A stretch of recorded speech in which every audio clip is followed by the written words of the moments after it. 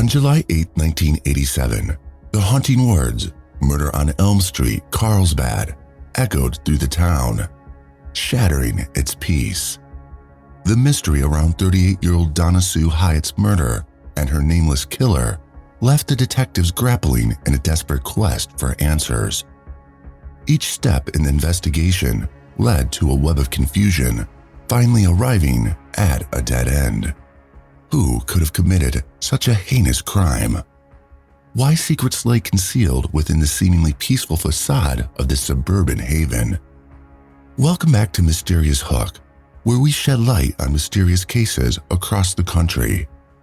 Today we are looking at a 36-year-old disturbing homicide which was finally solved.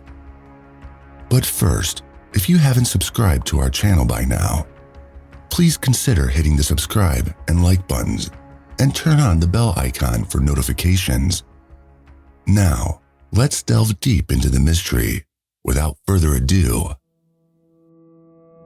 beneath the sun-soaked desert skies, nestled in the heart of enchanting New Mexico, lies the small and captivating city of Carlsbad. Life here moves at its own rhythm, and this laid-back pace allows the residents to connect deeply with nature and their beautiful surroundings. Wide open spaces and warm southern hospitality define the essence of community. Carlsbad is a place where traditions run deep and where the scent of homemade barbecue wafts through the air. Imagine the horror that's unleashed when a violent crime occurs in a place like this, making everyone a potential suspect. Donna Sue Black Hyatt was born on a late summer day on August 28, 1948, in Carlsbad, Eddy County, New Mexico, to parents Roger and Sybil Black. She possessed an undeniable spirit that touched the lives of those around her, and as she grew, her personality only became more radiant. Donna attended New Mexico State University in Carlsbad. Guided by her unwavering faith, she became an active member of the First Baptist Church, finding solace and strength within its walls. She was also involved with the Christians Women Club, where she formed lasting connections and brought joy to everyone she met. She became a devoted mother to two beautiful girls, Michelle Perry and Angela Hulsey. She was beautiful inside and out, loved by her family and cherished by the community. Her story of love and faith sadly ended in brutality when her life was abruptly taken away, leaving her family scared. On the fateful night of July 8, 1987, one of Donna's daughters came home late.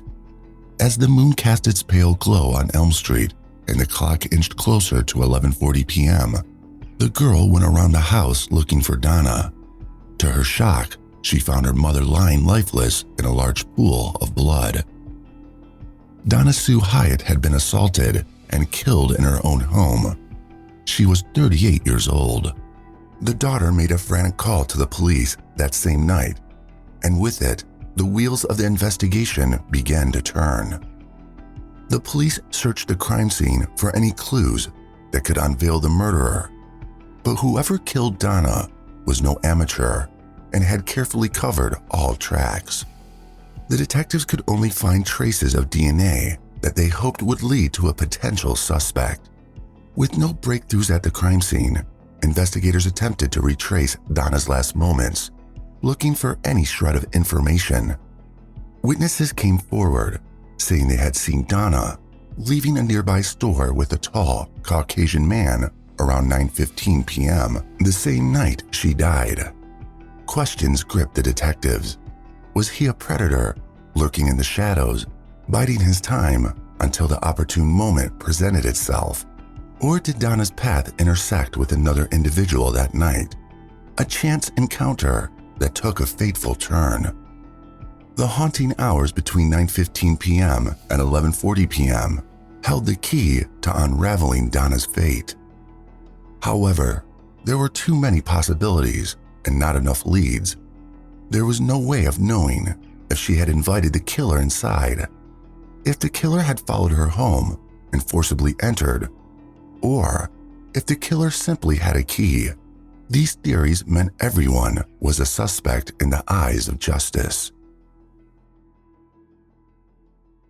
The autopsy report revealed that Donna had been stabbed using a sharp blade of some kind.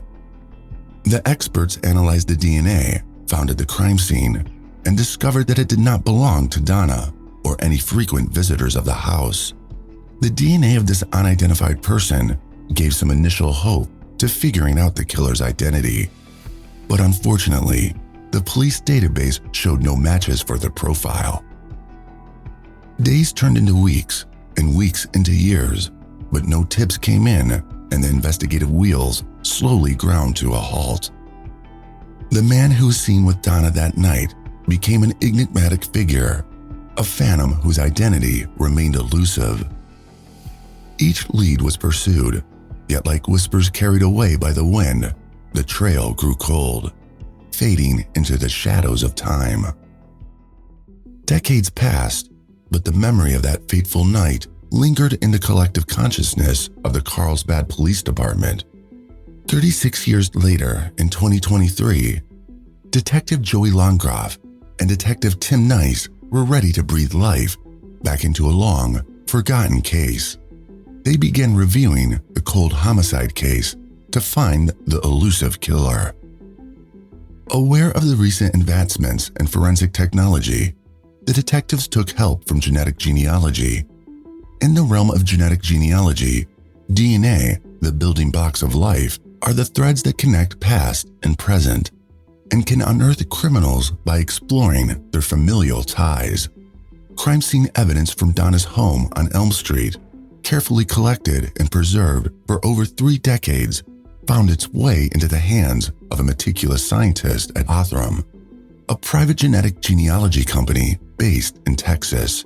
They used forensic-grade genome sequencing, or FGGS, to build a digital DNA profile of the suspect.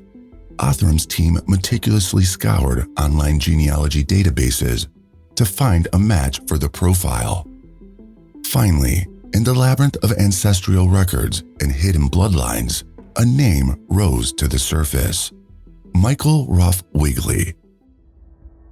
Michael Ruff Wigley, from the city of Vegas, Texas, was born on March 6, 1959. At the tender age of 19, he was stationed at Fort Hood as a soldier. But behind the facade of military discipline lurked a hidden malevolence that would shatter many lives. One of his early victims was Sandra Bellman, an innocent 18-year-old newlywed, brimming with the dreams of new life. But her journey through blissful matrimony was brutally cut short on July 18, 1980. Found near Copperas Cove, Texas, her lifeless body bore the scars of violence. It was revealed that she was beaten to death. Wigley was immediately arrested after the incident, and his indictment took place on October 1, 1980, where he was charged with the murder of Sandra.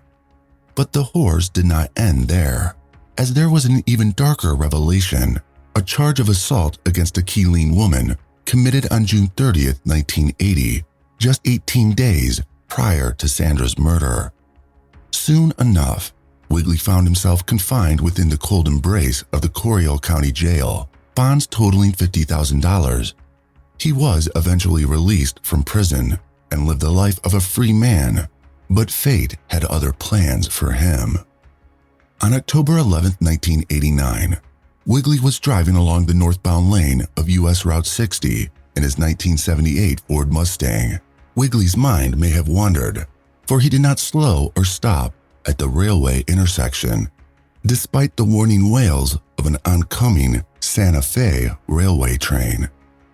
The fatal collision that followed was so powerful that the train carried the remnants of Wigley's Mustang for 0.6 of a mile.